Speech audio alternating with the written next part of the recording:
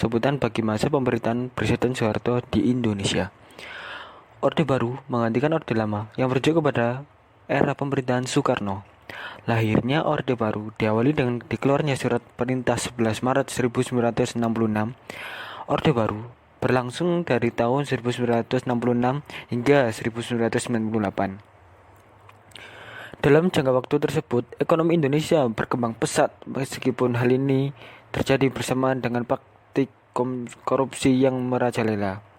Masa Orde Baru lahir setelah Presiden pertama Soekarno dilengsarkan pada tahun 1966. Latar belakang Orde Baru. Meski telah merdeka, Indonesia pada tahun 1950 hingga 1960 berada dalam kondisi yang relatif tidak stabil. Bahkan setelah Belanda secara resmi mengakui kemerdekaan Indonesia pada tahun 1949, keadaan politik maupun ekonomi di Indonesia masih labil karena ketatnya persaingan di antara kelompok-kelompok politik. Keputusan Soekarno untuk mengganti sistem parlemen dengan demokrasi terpimpin memperparah kondisi ini dengan memperuncing persaingan antara angkatan bersenjata dengan Partai Komunis Indonesia, yang kala itu berniat untuk mempersenjatai diri. Sebelum sempat terlaksana, peristiwa gerakan 30 September terjadi dan mengakibatkan diberangusnya Partai Komunis Indonesia dari Indonesia. Sejak saat itu, kekuasaan Soekarno perlahan-lahan mulai melemah.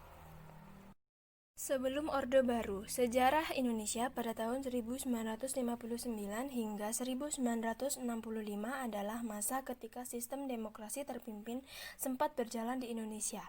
Demokrasi terpimpin adalah sebuah sistem demokrasi yang seluruh keputusan serta pemikiran berpusat pada pemimpin negara, kala itu Presiden Soekarno.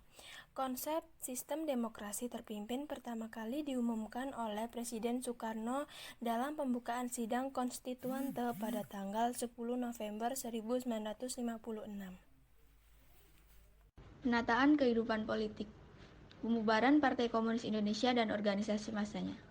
Dalam rangka menjamin keamanan, ketenangan, serta stabilitas pemerintahan, Soeharto sebagai pengemban Supersemar telah mengeluarkan kebijakan membubarkan Partai Komunis Indonesia pada tanggal 12 Maret 1966 yang diperkuat dengan ketetapan MPRS nomor 9. Menyatakan Partai Komunis Indonesia sebagai organisasi terlarang di Indonesia.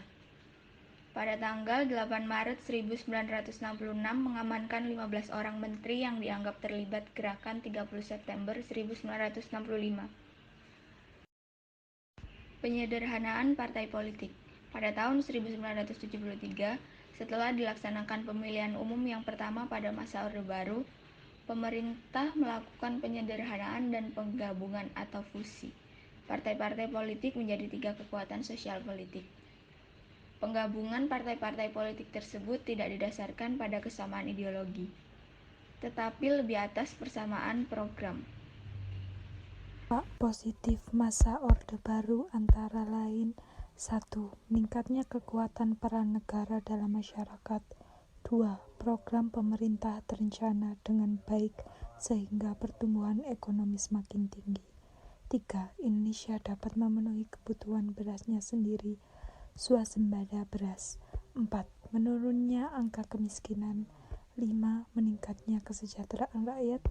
6. Meningkatnya pelayanan kesehatan masyarakat karena dibangunnya posyandu sampai ke Dampak negatif. Berikut adalah dampak negatif yang terjadi di masa Orde Baru. 1. Pemerintahan bersifat otoriter sehingga semua kegiatan masyarakat diatur oleh tindakan pemerintah. 2. Pada masa Orde Baru, atmosfer politiknya tidak sehat karena hanya ada satu partai lambang kekuasaan absolut, sedangkan yang dua hanya sebagai tambahan saja agar Indonesia disebut sebagai negara demokrasi.